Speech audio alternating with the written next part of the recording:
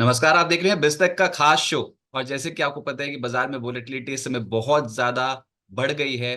चुनाव के मध्य आते आते बाजार में गिरावट बहुत ज्यादा गहराने लग गई है। तो ऐसे में अभी निवेशकों को क्या करना चाहिए और क्या यहां से बाजार चढ़ेगा या फिर और गिरेगा, इन्हीं मुद्दों को आज के शो में हम उठाएंगे। और हमारे साथ बेहद ही खास मेहमान इस समय ज्वाइन कर रहे हैं। सनी अग्रवाल जी, एसबीआई सिक्योरिटीज के हेड ऑफ रिसर्च, हमारे साथ इस समय ज्वाइन कर रहे हैं। सनी जी नमस्कार। शुक्रिया आपने समय बिस्तक को देने के लिए। गुड मॉर्निंग रजत जी। शो में इनवाइट करने के लिए बहुत बहुत धन्यवाद। सर, पहला सवाल और उसका जवाब आप प्लीज बताएं, समय निवेशकों को क्या करना चाहिए। ये वोलेटिलिटी क्यों बढ़ गई है बाजार में और इतना ज्यादा दबाव क्यों देखने को मिल रहा है। बेसिकली रजत जी, इलेक्शन एक बहुत बड़ा इवेंट होता है। स्पेशली जो पॉलिसी होती है गवर्नमेंट की, उसकी कंटिन्यूटी को लेकर एक कहीं ना कहीं क्वेश्चन मार्क रहता है कि जो करंट एग्जिस्टिंग रूलिंग गवर्नमेंट है वो अगर कंटिन्यू होगी तो डेफिनेटली जो उनकी जो पॉलिसी चलते आ रही है पिछले 5 सालों से वो आगे कहीं ना कहीं कंटिन्यू होगी और उसमें कुछ ब्रेक नहीं लगेगा। तो जो थिंकिंग है, एक कॉन्फिडेंस जो बढ़ा है बिजनेस का, इन्वेस्टर का, डोमेस्टिकली और ग्लोबली, वो उसमें कंटिन्यूटी रहेगी तो एक कहीं ना कहीं एक पॉजिटिव साइन रहता है। और थिंक अब इलेक्शन का दौर है डेफिनेटली, और काफी लंबा फेज है इलेक्शन का। अगर आप देखेंगे तो अभी भी और 3 से 4 फेज बचे हुए हैं और इसका जो आउटकम है 4 जून को आएगा। तो मुझे लगता है कि volatility is part and parcel of the game जब भी इलेक्शन होते हैं। बट मुझे लगता है कि इसमें डरना नहीं है, but at the same time हमें बहुत ज्यादा एग्रेसिव होकर काम नहीं करना है। ये जो मार्केट है अब थोड़ा सा जो medium to long term investor है उनके लिए पोर्टफोलियो बनाने के लिए एक अच्छा मौका दे रहा है। हालांकि जो एग्रेसिव ट्रेडर हैं, डे टू डे ट्रेड करते हैं, उन्हें थोड़ा साइडलाइन पर रह करके काम करना चाहिए क्योंकि चॉपीनेस काफी ज्यादा बढ़ गई है। तो अल्टीमेटली मुझे लगता है कि ये जो वोलेटिलिटी है मे भी शायद एक एक या 2 हफ्ता और जारी रहेगी। शायद नीचे में जिस तरह से मैं हमारी टेक्निकल टीम से भी बात कर रहा था, 21,800 का जो लेवल है वो एक बड़ा सपोर्ट रहेगा निफ्टी का। उसके बाद 21,650 का एक सपोर्ट रहेगा। तो मुझे लगता है कि ये जो दो मेन सपोर्ट लेवल है वो निफ्टी के नजरिए से होल्ड होना चाहिए। इसमें कोई ऐसे निगेटिव चीज दिखती नहीं है। हालांकि अगर आप देखेंगे ये जो सेलिंग है, it is predominantly due to foreign institutional investor जो है, उनकी सेलिंग काफी एग्रेसिव हुई है पिछले कुछ दिनों में। और उसी के चलते हमने देखा कि लार्ज कैप जिनका वेट बहुत ज्यादा है निफ्टी में, सेंसेक्स में, उसमें कहीं ना कहीं हमने बिकवाली होते देखी और उसी के चलते एक प्रेशर भी आया। अगर इंडेक्स की बात करता हूं तो मैं, पर अगर आप ब्रॉडर मार्केट देखेंगे तो मिड कैप स्मॉल कैप में ऐसा कोई बहुत हाहाकार नहीं है कि 20-20% के लोअर सर्किट लग गई। तो मुझे लगता है कि एक अच्छा मौका है क्वालिटी पोर्टफोलियो बनाने का। But at the same time मैं ये भी नहीं कहूंगा कि अगर आपके पास पैसा है तो आप आज ही आज जाके डिप्लॉय कर दें। ग्रेजुअली दो अगले 2 से 3 हफ्ते में मार्केट को देखिए, परखिए और ग्रेजुअल डिप्लॉयमेंट करना है। और अगर आप एग्रेसिव ट्रेडर हैं तो बहुत सोच समझ के काम कीजिए। मे बी शायद अगले 20 दिन आप ट्रेडिंग नहीं करेंगे तो कुछ हो नहीं जाएगा। आराम कीजिए, छुट्टी मनाइए, बच्चों की हॉलीडेज भी चल रही हैं स्कूल की। तो I think it's a good time to go on vacation, enjoy your vacation life, enjoy कीजिए। और जब मार्केट में स्टेबिलिटी आ जाएगी फिर हम फिर से ट्रेडिंग स्टार्ट कर सकते हैं। हालांकि यस, पोर्टफोलियो बनाने के नजरिए से ये एक अच्छा मौका है। क्वालिटी कंपनीज पोर्टफोलियो में ऐड करने के लिए एक अच्छा मौका मिल रहा है। एट द सेम टाइम अगर पोर्टफोलियो में कोई कंपनीज ऐसी है जहां आप फंस गए हैं, जिनकी कहीं ना कहीं कंपनी की जो अर्निंग ग्रोथ है, प्रॉफिट है, बैलेंस शीट स्ट्रांग नहीं है, तो एक मौका है कि जो अच्छी कंपनीज है उनके दाम नीचे आए हैं तो खराब पोर्टफोलियो से अच्छे पोर्टफोलियो में शिफ्ट हो सकते हैं।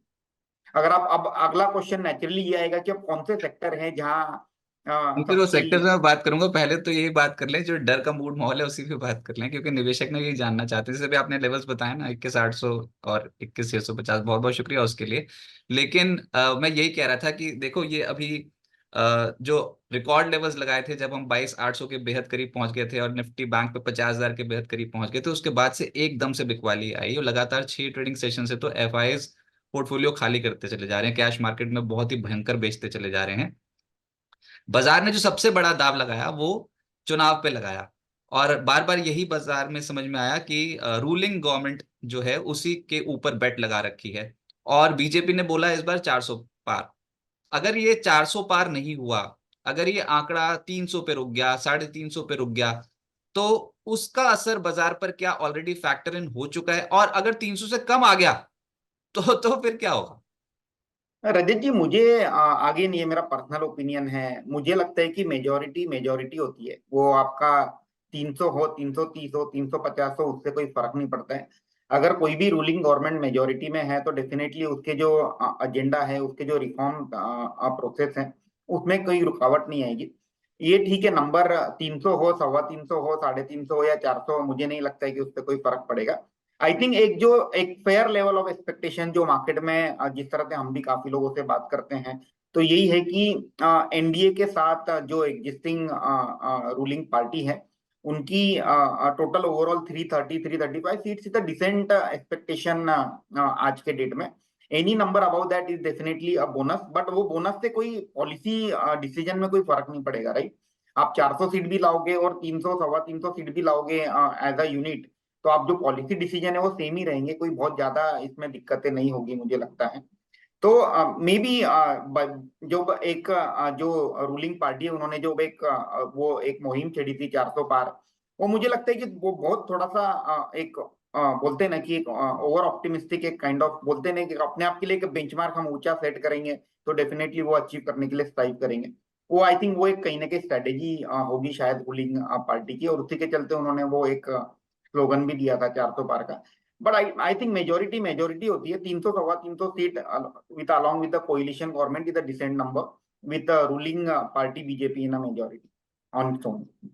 तो अभी तो सिर्फ 3 चरणों के इलेक्शन हुए हैं, अभी तो 4 चरणों के बाकी हैं, और जैसे जैसे हम नजदीक पहुंचते चले जाएंगे ना इलेक्शंस आउटकम के, इलेक्शंस के रिजल्ट्स के, तो जून फर्स्ट वीक तक बाजार पे वोलेटिलिटी जो वो हावी रह सकती है। लेकिन ये वोलेटिलिटी से निपटें कैसे? क्योंकि मिड कैप्स तो छोड़ो, ये तो लार्ज कैप्स ही टूटने लग गए सर। ये एल&टी, टाइटन, ये कुछ ऐसे स्टॉक्स हैं, डॉक्टर रेड्डीज, इतनी भयंकर बिकवाली हो रही है, तो लार्ज कैप्स में ही हालत टाइट। तो अभी निवेशक लार्ज कैप स्टॉक्स पे क्या करें? रजत जी, अगेन एक एक चीज हमें ध्यान रखना होगा कि लार्ज कैप में कहीं कहीं स्टॉक में बेसिकली क्या है ना, अभी मार्च क्वार्टर के रिजल्ट्स भी आ रहे हैं, तो ये सिर्फ इलेक्शन रिलेटेड वोलेटिलिटी नहीं है, कहीं ना कहीं एक जो सिंस ये मार्च क्वार्टर के नतीजे हैं, सभी कंपनीज अपने नेक्स्ट 12 महीने का क्या टारगेट रहेगा ये भी कंपनी कहीं ना कहीं एनालिस्ट और इन्वेस्टर कम्युनिटी के साथ शेयर कर रही है। तो जहां आउटलुक थोड़ा वीक है, जहां नतीजे थोड़े खराब आए हैं, उनमें कहीं ना कहीं आप देखेंगे वो कारण से भी एक बिकवाली हुई है।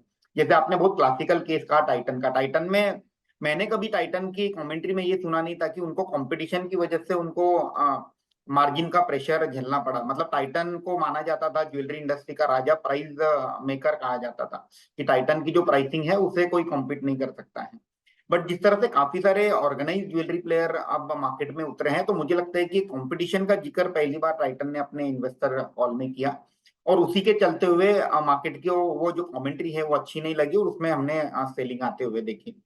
सिमिलरली आप लार्सन एंड टुब्रो की बात करोगे तो very good company, robust order book, सब कुछ काफी अच्छा है। बस लार्सन एंड टुब्रो ने ये कहा कि सिंस ये इलेक्शन का साल है और कोड ऑफ कंडक्ट एप्लीकेबल है, तो कहीं ना कहीं ऑर्डर इनफ्लो, ऑर्डर एग्जीक्यूशन, और एट द सेम टाइम जब मॉनसून स्टार्ट हो जाएगा जून से, तो जो पहले के 5-6 महीने हैं FY 25 के, उसमें कहीं ना कहीं जो एग्जीक्यूशन है वो कम होते हुए नजर आएगा, और उसके चलते जो अगले 2 क्वार्टर हैं उसके नतीजे थोड़े नरम रह सकते हैं। हालांकि जो सेकंड हाफ रहेगा, मान यानी कि दिसंबर क्वार्टर और मार्च 25 का जो क्वार्टर है, वो काफी अच्छा रहेगा। तो मार्केट को जब पता चल गया कि जब अगले 2 क्वार्टर थोड़े से नरम रहेंगे, तो मार्केट ने जो ट्रेडर्स होते हैं, जो स्मार्ट इन्वेस्टर होते हैं, उन्होंने बोला अब एक बार प्रॉफिट बुक कर लो, फिर देखेंगे 3 महीने बाद, अब इसमें ग्रेजुअली पोजीशन बना लेंगे। ऐसा तो कहीं ना कहीं मुझे लगता है कि रिजल्ट और जो कंपनी की जो आउटलुक है उसी के चलते भी हम एक स्टॉक स्पेसिफिक रिएक्शन देख रहे हैं। सर जो बैंक कल फोकस में था उसके ऊपर तो आप बोलोगे नहीं, स्टेट बैंक ऑफ इंडिया के ऊपर, लेकिन वो शेयर पहुंच गया रिकॉर्ड स्तरों पर। तो बिकॉज ऑफ कंप्लायंस रीजंस आप नहीं बोलोगे, हमें पता है, लेकिन ओवरऑल बैंकिंग सेक्टर पे अभी आपका आउटलुक कैसा है? जो रिजल्ट्स आ रहे हैं, जो अभी तक आए हैं, वो आपको कैसे लगे? Rajat ji, I think result in line with expectation ही है। मुझे नहीं लगता है कि कोई बहुत ज्यादा ऑप्टिमिज्म है, ना ही बहुत ज्यादा पेसिमिज्म है बैंकिंग एज अ सेक्टर में। हालांकि जो एक ग्रोथ रेट है जो पिछले हम 3 सालों में देख रहे थे सभी बैंकिंग के अर्निंग में, एडवांसेस डिपॉजिट ग्रोथ में, अब वो कहीं ना कहीं थोड़ा सा अब बोलते हैं ना कि law of average play out होगा। तो जो एक एवरेज जो ग्रोथ होती है 12 से 14% की एडवांसेस ग्रोथ, वो काइंड ऑफ ग्रोथ हम इकोनॉमी में आते हुए देखेंगे, और उसी का बेनिफिट बैंकिंग सेक्टर को आते हुए दिखेगा। और एक राउंड ऑफ रीरेटिंग जो बड़ा होना था, whether it is the private sector bank, public sector bank, वो भी हो चुका है। इसका मतलब ये नहीं है कि बैंकिंग सेक्टर में रिटर्न नहीं बनेंगे, बनेंगे, बट थोड़े से जो हमारी एक्सपेक्टेशन है उसको हमें टेम्पर डाउन करना होगा।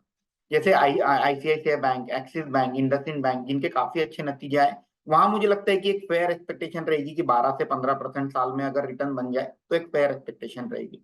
रही पीएसयू बैंक की बात, वहां अभी भी वैल्यूएशन के तौर पे जगह है अपसाइड की। बट अगेन अगर आप प्रॉफिट की बात करोगे पीएसयू बैंक में भी, तो अब जिस तरह से एसेट क्वालिटी है वो इम्प्रूव हो चुकी है, अब इनफैक्ट थोड़ा थोड़ा प्रेशर फिर से अब बिल्ड होना चालू हुआ है एसेट क्वालिटी पे। और जिस तरह से अब आरबीआई के इंडिकेशन आ रहे हैं कि प्रोजेक्ट फाइनेंस में आप अपनी प्रोविजनिंग बढ़ाओ, तो मुझे लगता है कि कहीं ना कहीं अब एक वो बोलते हैं ना कि एक प्रिकॉशनरी मेजर भी आरबीआई की ओर से आ रहा है कि जिस तरह से 2008 की साइकिल में हमने देखा था, केपेक्स साइकिल में, कि बहुत ज्यादा लोन डिस्ट्रीब्यूट हो गए थे इंफ्रा सेक्टर में, और उसके बाद फिर वो प्रोजेक्ट ठप हो गए या एग्जीक्यूट नहीं हो पाए, तो उसके चलते बैंकिंग सेक्टर में स्ट्रेस बन गया था 5-6 साल के लिए। तो उसी के चलते मुझे लगता है कि जो अर्निंग ग्रोथ है वो लिमिटेड रहेगी। और पीएसयू बैंक में ठीक है अभी भी जगह है अपसाइड की, but with in PSU bank I would recommend कि जो बड़ी पीएसयू बैंक है, Canara bank, bank of Baroda का आज नतीजा भी है, रिजल्ट भी आएंगे, वो देखने के बाद शायद हम बेटर कॉल ले पाएंगे। तो जो बड़ी बैंक्स हैं उनमें बेट लगा सकते हैं। जो छोटी बैंक्स हैं जहां मुझे पीएसयू साइड से जिसके नतीजे बहुत अच्छे लगे, वो है Jammu and Kashmir bank, JNK bank. वहां मुझे लगता है कि एक शायद आउट परफॉर्मेंस हम देख सकते हैं इन terms of return from here on in the FY 25। और एट द सेम टाइम अगर रूलिंग गवर्नमेंट कंटिन्यू होती है, एग्जिस्टिंग गवर्नमेंट, तो जो इनका जो एजेंडा था कि एक 2 या 3 बैंक को प्राइवेटाइज करेंगे, अगर वो FY 25 में अगर वो ट्रूली प्ले आउट हो जाता है, तो मुझे लगता है कि फिर पीएसयू बैंक में जो बची हुई बैंक है उसमें काइंड ऑफ री रेटिंग फिर से हम देख सकते हैं। पर ये जो सरकारी कंपनियां है ना, यहाँ पर थोड़ा अब हायर लेवल्स पे देख रहे हैं कि मामला थोड़ा आके अटक गया है। चाहे वो रेलवे स्टॉक्स हो या फिर डिफेंस या फिर ये जो पावर फाइनेंसिंग कंपनियां थी, आरईसी पीएफसी जैसी कंपनियां, इनमें भी ऊपरी स्तरों पर गिरावट आई है। तो इसका मुख्य कारण क्या है? अगेन अगर मैं आरईसी पीएफसी की बात करूं, तो जिस तरह से हम अभी जो प्रोजेक्ट फाइनेंसिंग की बात कर रहे थे, इसमें जो आरबीआई ने कहा कि आपको जितने भी आपके प्रोजेक्ट फाइनेंस के जो जिसमें आप प्रोजेक्ट को फाइनेंस कर रहे हो, उसमें आपको प्रोविजनिंग 5% करनी होगी। एक लंबी सूची आई है कि अगर प्रोजेक्ट का जो कमिटमेंट डेट है, वो एक जो जैसे जिस तरह से रेरा में होता है कि आपने भाई एक प्रोजेक्ट को बोला कि मेरा हैंडओवर क्लाइंट को ये डेट पे रहेगा, रेरा डेट जिसे हम कहते हैं, उसी तरह प्रोजेक्ट फाइनेंसिंग में भी आरबीआई इसको लिंक कर रही है फाइनेंसिंग को इससे प्रोजेक्ट से। उसके चलते एक निगेटिव रिएक्शन हमने देखा था। बट हालांकि जो भी कंपनीज हैं जिन्होंने मीडिया के साथ भी इंटरेक्शन किया, एनालिस्ट के साथ भी किया, उन्होंने ये कहा कि इसका ये अभी ड्राफ्ट गाइडलाइन है, इसके ऊपर आरबीआई सबसे सुझाव लेगी और उसके बाद फाइनल जो गाइडलाइन है अगले 12 महीने के बाद आएगी। तो उसके बाद थोड़ा सा एक मार्केट में जो एक फियर था वो कम हुआ, और मुझे लगता है कि अगेन आरईसी और पीएफसी जिस तरह से पावर सेक्टर में केपेक्स चल रहा है, कोई डरने की बात है नहीं। आज के डेट में आरईसी की जो एडवांसेस की बुक साइज है तकरीबन 5 लाख करोड़ की है। मैनेजमेंट ने कहा है कि 5 साल में डबल हो जाएगी, मतलब 15% कंपाउंडेड एनुअल ग्रोथ रेट से बढ़ रही है। तो और वैल्यूएशन के लिहाज से भी चीप है। मुझे लगता है कि ये आरईसी पीएफसी जो है इंफ्रा फाइनेंस कंपनी, अगर ये अगले 2 से 3 सप्ताह की वोलेटिलिटी में और कहीं नीचे के लेवल पे मिलते हैं, तो डेफिनेटली ऐड करने का अच्छा मौका देगा। हाँ, बस एक पीएसयू जो सेक्टर है उसका ज्यादा लिंकेज गवर्नमेंट पॉलिसी से लिंक होता है। और एग्जिस्टिंग जो गवर्नमेंट है एक बार अगर वो कंटिन्यू टू करेगी, तो उसके बाद इसमें एक शायद बड़ा बूस्टर मिलेगा, मुझे लगता है एंटायर पीएसयू बास्केट में। सर, ऑटो स्टॉक्स पे क्या राय है? हमने भारत फोर्ज को देखा भागते रिजल्ट्स के बाद, बहुत ही जबरदस्त रिटर्न दिए पोस्ट रिजल्ट्स। और उसके बाद फिर हीरो मोटोकॉर्प और टीवीएस मोटर ये रिजल्ट्स के बाद तेज हुए हैं। तो ऑटोज पे अभी आपका आउटलुक क्या है? क्या ये रिचली वैल्यूड है या फिर अभी यहाँ से और चलेंगे? Rajat ji, again auto as a sector मुझे लगता है कि अभी भी इसमें काफी स्कोप है एप्रिसिएशन का, specially on a two wheeler side. और जैसे हीरो मोटोकॉर्प जैसी कंपनी में जहाँ रिलेटिवली वैल्यूएशन भी चीप है, अगर आप टीवीएस मोटर देखें अगर प्राइस टू अर्निंग मल्टीपल पे, तो तकरीबन 35-40 के प्राइस टू अर्निंग मल्टीपल पे चल रहा है। और जो हीरो मोटोकॉर्प है 19-20 के प्राइस टू अर्निंग मल्टीपल पे चल रहा है। और पहली बार हम देख रहे हैं कि जितनी भी एफएमसीजी कंपनीज है, ऑटो कंपनीज हैं, उनका ये मानना है कि जो वैल्यू सेगमेंट होता है, लो एंड बाइक्स होती हैं जो प्रीडोमिनेंटली रूरल बेल्ट में बिकती हैं, उसमें अब वॉल्यूम ग्रोथ के कहीं ना कहीं संकेत दिख रहे हैं। और इसी के चलते एक बहुत रोबस्ट कमेंट्री हीरो मोटोकॉर्प की मैनेजमेंट की ओर से आई थी। तो मुझे लगता है कि हीरो मोटोकॉर्प में अभी भी काफी स्कोप है। हालांकि पिछले 1-2 दिनों में रनअप हुआ है, मे भी थोड़ा जब पुल बैक होगा उस वक्त डेफिनेटली पोर्टफोलियो में ऐड करने की जगह रहेगी with a price target of 5500। TVS motor again उनका जो परफॉर्मेंस है रॉक सॉलिड रहा है कंटिन्यूअसली पिछले 8 से 10 क्वार्टर से। बट हालांकि थोड़ा वैल्यूएशन रीच है, थोड़ा बाय ऑन डीप की रणनीति टीवीएस मोटर में अपनाएंगे तो इसमें भी एक काइंड ऑफ अपसाइड दिख सकता है। एट द सेम टाइम मुझे लगता है कि जो कमर्शियल व्हीकल सेगमेंट है उसमें जैसे टाटा मोटर्स हो गया, अशोक लेलैंड हो गया, वहां भी स्कोप है। टाटा मोटर्स में आज मैं इकोनॉमिक टाइम्स में न्यूज भी पढ़ रहा था कि उनकी जो एनबीएफसी आर्म है उसे डीमर्ज करने की बात हो रही है। तो एक वैल्यू अनलॉकिंग का जो दौर है वहां, but relatively on from relative perspective से अशोक लेलैंड में थोड़ा अपसाइड ज्यादा लगता है as compare to Tata Motors. Tractor और पैसेंजर व्हीकल का जो एक कॉम्बो है महिंद्रा एंड महिंद्रा के थ्रू, मुझे लगता है कि वहां भी एक पैसे बनाने का मौका है। आई थिंक पूरा ऑटो और auto hands as a sector मुझे लगता है कि वेरी वेल प्लेस है ग्रोथ के एंगल से। और इसका एक कारण ये भी है कि गवर्नमेंट जो है इसका majority of the GST collection auto sector से आता है, और इसी के चलते ऑटो को domestic push as well as जो इंटरनेशनल पुश है उसे गवर्नमेंट दे रही है। आपने बड़ी बड़ी अनाउंसमेंट भी सुनी होगी, रिसेंटली जेएसडब्ल्यू ग्रुप ने एमजी के साथ मिलकर इंडिया में नया प्लांट लगाने की घोषणा की थी। ईवी पॉलिसी गवर्नमेंट ने जो डिजाइन की थी, उसके बाद टेस्ला जो है उन्होंने एक प्लान बनाया था इंडिया में आने का, हालांकि उसमें थोड़ा डिले हुआ है क्योंकि ग्लोबल स्लोडाउन के चलते उन्होंने प्लान डिले किया है। बट ये क्लियर इंडिकेशन है कि इंडिया आगे जाकर के डोमेस्टिक कंजम्पशन के अलावा एक बहुत बड़ा एक्सपोर्ट हब भी बनेगा ऑटो का, और इसमें पूरी ऑटो ओईएम और ऑटो एंसिलरी पूरी जो इकोसिस्टम है इसे बहुत बड़ा बेनिफिट होते हुए दिखता है।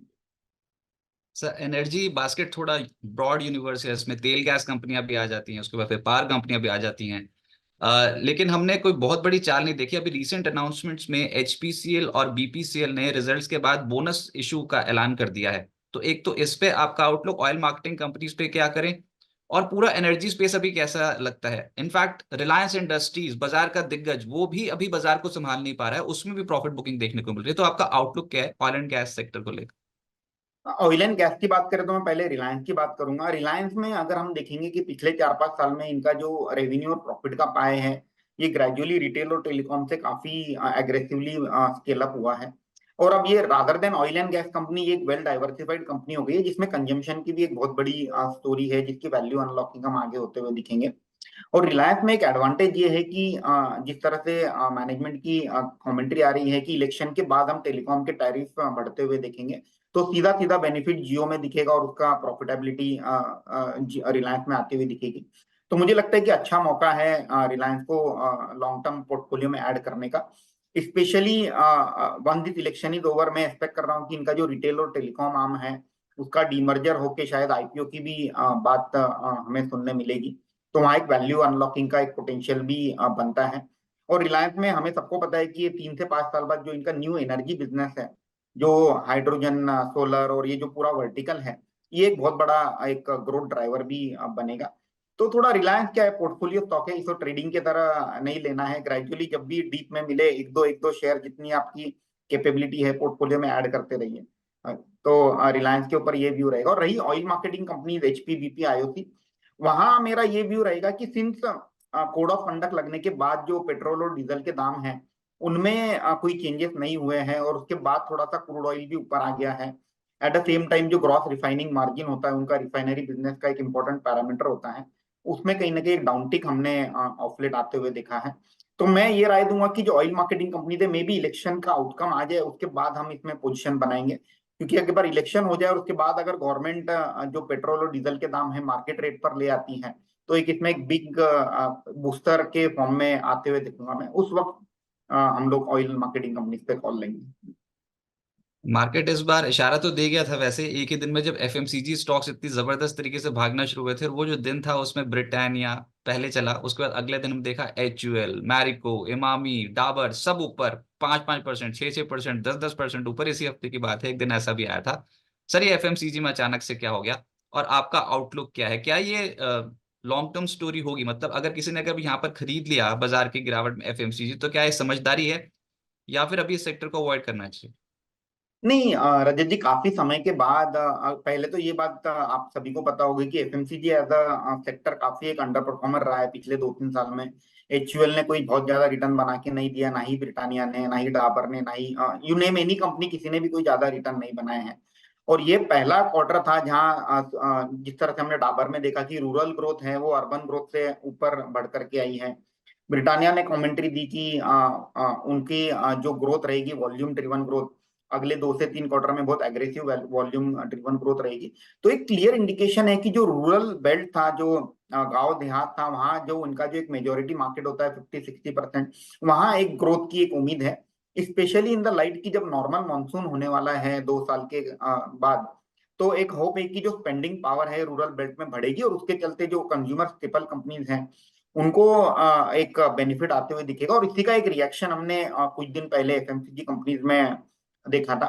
एट द सेम टाइम मुझे लगता है कि जब मार्केट में थोड़ा पैनिक हो गया था 2-3 दिन पहले, तब एक रिस्क ऑफ ट्रेड जिसे कहते हैं, तो एक हाइड होने के लिए जगह एफएमसीजी ही थी, जहां डाउनसाइड बहुत लिमिटेड है क्योंकि ऑलरेडी वो स्टॉक चले नहीं है, अंडर ओनरशिप थी वहां। और उसी के चलते हमने एक छोटा सा अपमूव देखा था, 10-15% का अपमूव हमने एक वीक में आते हुए देखा बहुत सी एफएमसीजी कंपनी में। अगर किसी का नजरिया सेफ कंजर्वेटिव पोर्टफोलियो बनाने का है, बनाना है, और जिसका जिसका एक्सपेक्टेशन है जिसकी कि मुझे 12 से 13% की जो रिटर्न है, I am happy with that return, then it's a good time to add FMCG company in the portfolio. Okay, अब वो पोर्टफोलियो बनाना शुरू करते हैं सर, तो आप हमारे साथ हो तो प्लीज व्यूअर्स की मदद कर दीजिए। और ये थोड़ा मिड टर्म पर्सपेक्टिव से बनाएंगे। हाँ, ये बात सही है कि इलेक्शंस के आउटकम आते आते बाजार में बहुत वोलेटाइल मूवमेंट रहेगी, तो एकदम से पैसा कमाने की ना सोचें, सिस्टमैटिकली अच्छी क्वालिटी ऑफ कंपनीज में इन्वेस्टमेंट करें। तो सर, प्रायोरिटी लिस्ट में आपके कौन से सेक्टर्स हैं, पहले तो वहां से शुरुआत करते हैं।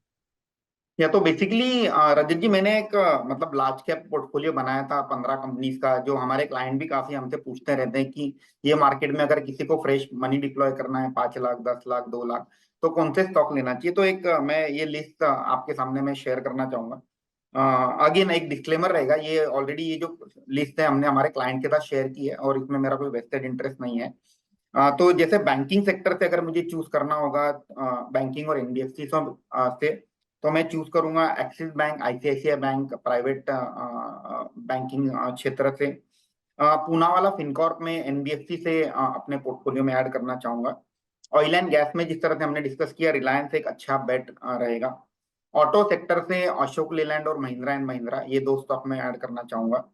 टेलीकॉम सेक्टर से भारती को ऐड करना चाहूंगा। अगेन भारती एक काइंड ऑफ डिफेंसिव प्ले देगा मेरे पोर्टफोलियो में।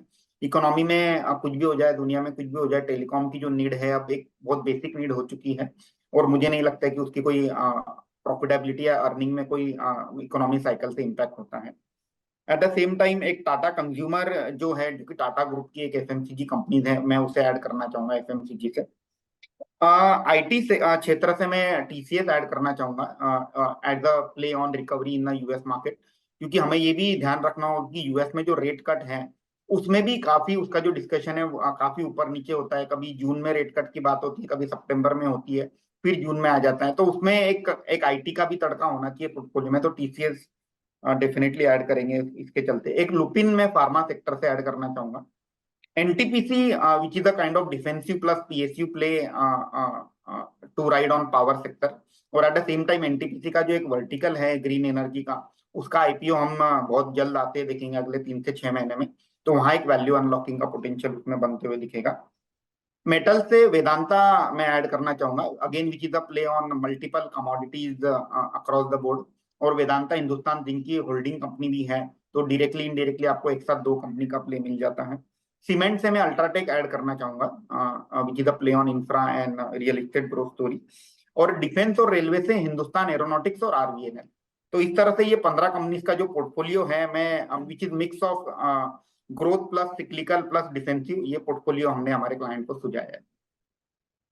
वेरी, तो बहुत ही बेहतर बात होगी, पूरा का पूरा पोर्टफोलियो तैयार कर दिया आपने। हमने तो सिर्फ सेक्टर पूछे थे, आपने एक एक करके स्टॉक्स भी बता दिए, पर्टिकुलर सेक्टर में कौन से लेने वाले स्टॉक्स हैं।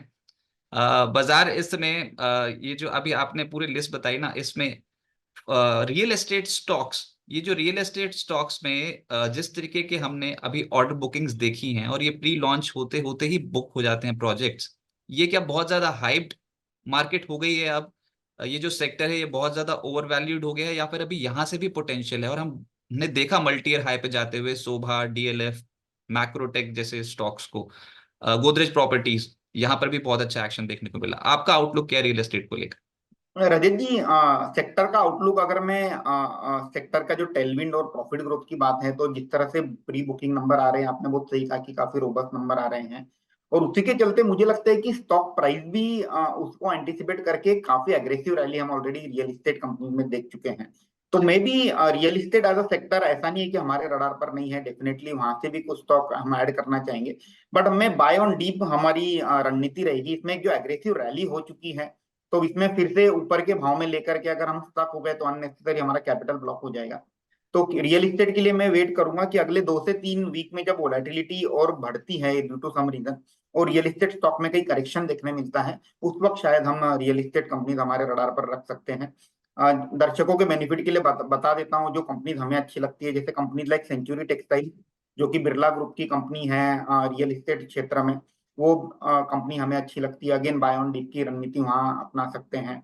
फिनिक्स मिल है जो कि एक kind of urban consumption mall story पे प्ले है, वो एक कंपनी हमें अच्छी लगती है। अगर हम बॉम्बे मार्केट की बात करें तो प्रीडोमिनेंटली मैक्रोटेक जो लोधा डेवलपर है, वहाँ एक वैल्यू बनते हुए दिखती है। और अगर मैं बैंगलोर मार्केट की बात करता हूँ, हालांकि बैंगलोर मार्केट में थोड़ा ट्रबल है because of water issue and so on, उसके चलते वहाँ प्रेस्टीज और शोभा जैसे जो प्लेयर हैं वो हमारी रडार पर रहना चाहिए। बट अगेन आज के डेट में मैं ये रिकमेंड करूंगा कि आज जाकर ना ले ये शेयर, ग्रेजुअली इसमें एक पुल बैक आएगा, उस वक्त हमें रियल एस्टेट को हमारे रडार पर। अच्छा, आज ही की खबर है कि जो अप्रैल में लाइफ इंश्योरेंस कंपनियों के प्रीमियम्स बहुत तगड़े तरीके से बढ़ गए हैं, न्यू बिजनेस प्रीमियम्स। तो ये लाइफ इंश्योरेंस कंपनियां अभी आपको कैसे लगती हैं? ऑलमोस्ट सभी कंपनियों के इंश्योरेंस प्रीमियम्स में इजाफा देखने को मिला है। आपका आउटलुक?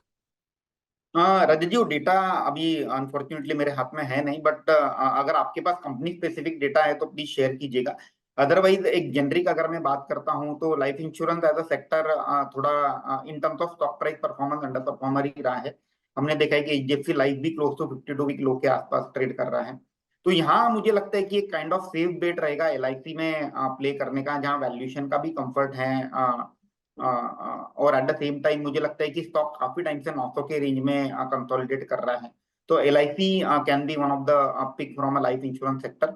और जो बाकी कंपनीज हैं उनका डेटा देखने के बाद मैं इसमें कॉल लूंगा कि कौन से कंपनीज में जो प्रीमियम कलेक्शन है वो बेहतर आया है, तो अकॉर्डिंगली हम इस पे कॉल ले सकते एलआईसी का सबसे बेहतर आया सर, 113% बढ़कर आया है एलआईसी का अप्रैल महीने में। और कुल पूरी इंडस्ट्री का अगर प्रीमियम देखो तो उसमें लो बेस का इम्पैक्ट देखने को मिला, और 61% अप है प्रीमियम लाइफ इंश्योरेंस कंपनियों का। एलआईसी का 113% ऊपर है, मैक्स लाइफ इंश्योरेंस का 41%, न्यू बिजनेस प्रीमियम ऊपर है, एसबीआई लाइफ इंश्योरेंस का 26% ऊपर है, और एचडीएफसी लाइफ का 4.3%, और आईसीआईसीआई लाइफ इंश्योरेंस का 28%। हैं। रजत आईसीआईसी। जी, इसमें सिर्फ एक चीज ध्यान रखनी होगी, क्योंकि लास्ट ईयर का जो बजट था उसमें जो एक एडिशनल टैक्सेशन लगाया था 5 लाख के प्रीमियम के ऊपर इंश्योरेंस का, उसके बाद हमने देखा था कि अप्रैल मई जून जो पिछले साल का जो क्वार्टर था उसमें प्रीमियम बहुत जोर से डिक्लाइन हुए थे।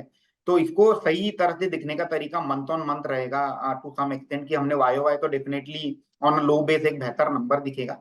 बट अगर आपके पास पिछले मंथ का भी नंबर होगा 2-3 मंथ का, और उसको अगर आप कंपेयर करेंगे तो एक बेटर एनालिसिस निकल कर आएगी। सर, एक सवाल ये भी है कि न्यू एज बिजनेसेस जो लिस्ट हुए थे, अभी उनमें से कोई प्रेफर्ड स्टॉक है क्या आपका? हमने देखा कि पीबी फिनटेक के स्टॉक में अच्छी तेजी बनी। जोमैटो हाल फिलहाल में बहुत ही अच्छे रिटर्न्स दे गया, पेटीएम से तो हो नहीं पा रहा है। लेकिन ओवरऑल ये जो नई न्यू एज बिजनेसेस हैं, इन पे आपका आउटलुक? या डेफिनेटली रजत जी, जोमेटो पर हमारा व्यू पॉजिटिव है। एक डिओपॉली इंडस्ट्री हो चुकी है, और जिस तरह से लोगों ने जो प्लेटफॉर्म फीस का जो कंसेप्ट है वो राजी खुशी एक्सेप्ट कर लिया है। पहले 2 रुपए, 3 रुपए, 4 रुपए और 5 रुपए तक अब पब्लिक पे करने रेडी हैं। और इसका जो इम्पैक्ट है वॉल्यूम में कहीं नहीं दिखा है जोमेटो के रिजल्ट में, अगर आप देखेंगे तो मुझे लगता है कि ये काफी लंबा रनवे है इनको प्रॉफिटेबिलिटी का। और अब जोमेटो में स्पेशली जो ग्रोसरी डिवीजन है उसका जो डिलीवरी बिजनेस है, वो भी उसकी जो सिनर्जीज है फूड डिलीवरी के साथ वो बनती दिख रही है। तो I think Zomato is the portfolio stock. Again इसको लेकर के पोर्टफोलियो में लॉक कीजिए। मुझे लगता है कि अगर 3 से 4 साल का होराइजन है तो आराम से 400-500 का भाव दिख सकता है। शॉर्ट टर्म की अगर मैं बात करूं अगले 12 महीने की, 6 से 12 महीने की, तो 240 to 250 is the fair value of Zomato. Right. अब लास्टली, आपने बहुत ही अच्छे तरीके से समझा दिया सर सब कुछ। बाजार पे इस समय तो खैर नर्वसनेस देखने को मिल रही है, लेकिन जो लोग अभी नए आए हैं बाजार में, और जिन्होंने इतनी वोलेटिलिटी का सामना नहीं देखने को उनको मिला, उनको तो यही लगता है कि बस फटाफट से आओ और यूट्यूब पे देख लिए वीडियोस, और सब आजकल वीडियोस इतने जबरदस्त बनाते हैं। बताओ, इतना तो पैसा स्टॉक में नहीं बनाते हो जितना वीडियोस बना के बना रहे हैं, और इतना हाई क्वालिटी वीडियो बनाते हैं। तो अभी वो ऐसे वाले फेज में जहां पर सोशल मीडिया इतना स्ट्रांग होता चला जा रहा है और स्टॉक मार्केट को वो नए जो अभी खिलाड़ी हैं, फ्रेश इन्वेस्टर्स, वो कैसे अप्रोच करें और इस फेज में अभी उनको क्या करना चाहिए? यहाँ पर वो डरेंगे तो फिर बात बनेगी नहीं, फिर गड़बड़ हो जाएगी। तो अभी उनका थोड़ा कॉन्फिडेंस बढ़ा दीजिए। मुझे लगता है कि ये काफी अच्छा समय है, जो बहुत जिनका इक्विटी में कुछ भी एक्सपोजर नहीं है, maybe mutual fund is the right way to start their exposure in equity market. और अगर आप डायरेक्ट इक्विटी में प्ले करना चाहते हैं तो डेफिनेटली मैं ये सजेस्ट करूंगा कि ग्रेजुअली जो बड़ी कंपनीज हैं पहले स्टार्ट कीजिए, निफ्टी 50 या टॉप 100 कंपनीज जो है बाय मार्केट कैप, जिसे हम कहते हैं निफ्टी 50 और निफ्टी नेक्स्ट 50, जो कंपनीज हैं, जो 100 कंपनीज हैं, डेफिनेटली उनमें से एक अच्छी कंपनी ग्रेजुअली चूज कीजिए, जिस तरह से हमने अभी एक लिस्ट भी शेयर की थी। ये सब ब्लू चिप कंपनीज हैं, आज के 25-50 साल बाद भी ये सब कंपनीज मुझे लगता है कि इनका कोई सर्वाइवल का इश्यू नहीं रहेगा। तो ग्रेजुअली डिप्लॉय कीजिए कैपिटल। अगर आपके पास 100 रुपीज है आज के डेट में, तो मैं सजेस्ट करूंगा कि over the period of next 3 to 4 weeks gradually 10-15 करके ग्रेजुअल डिप्लॉयमेंट कीजिए। बहुत ज्यादा एग्रेसिव होके काम नहीं करना है, लीवरेज लेकर काम नहीं करना है, काफी ज्यादा हाई वोलेटिलिटी है मार्केट में, क्योंकि लीवरेज लोगे तो क्लीन बोल्ड हो जाओगे। मुझे लगता है कि दोनों तरफ वोलेटिलिटी बहुत ज्यादा है, नीचे के साइड भी और ऊपर की साइड भी। तो बेहतर है कि कैश मार्केट में खुद के पैसे से काम कीजिए at least for next 2 to 4 week. और उसके बाद जब एक बार मार्केट स्टेबल हो जाए, देन उसके बाद आप एक जो बोलता है ना कि आपकी जो एग्रेशन है, मे बी 4 या 5 जून के बाद आप ग्रेजुअली इंक्रीज कर सकते हैं। और मार्केट में जितने भी नए निवेशक है, अगेन मैं उन्हें यही सलाह दूंगा कि मार्केट लाइफ लॉन्ग है, तो हमें बहुत जल्दबाजी करके आज ही सब पैसा कमा लेना, आई थिंक ये थॉट प्रोसेस नहीं होना चाहिए। Patience is one of the key word, जहाँ पैसा बनाना है तो मार्केट में लंबे समय तक की लंबी इनिंग खेलनी होगी। सनी जी, बहुत शुक्रिया आपका हमारे साथ जुड़ने के लिए और इस खास चर्चा में अपने व्यूज शेयर करने के लिए बहुत बहुत शुक्रिया सर। Thank you. बिस्तक आपके लिए लाया है प्रीमियम मेंबरशिप प्रोग्राम, जहां आपको मिलेंगे कई सारे फायदे, जिनमें मार्केट न्यूज़लेटर, लाइव चैट पर आपके सवालों के सबसे पहले जवाब, मार्केट आउटलुक, वीकेंड पर मार्केट स्कैन, एंकर्स के साथ चैट और भी बहुत कुछ। इस प्रीमियम सब्सक्रिप्शन में 3 तरह के प्लान हैं, सिल्वर, गोल्ड और प्लैटिनम, जिनकी शुरुआत मात्र 159 रुपए महीने से होती है। इससे जुड़ना भी बेहद आसान है। बिस्तक के YouTube चैनल पर जाएं, ज्वाइन बटन पर क्लिक करें और अपना प्लान सिलेक्ट करें। बस बन गए आप हमारे प्रीमियम मेंबर।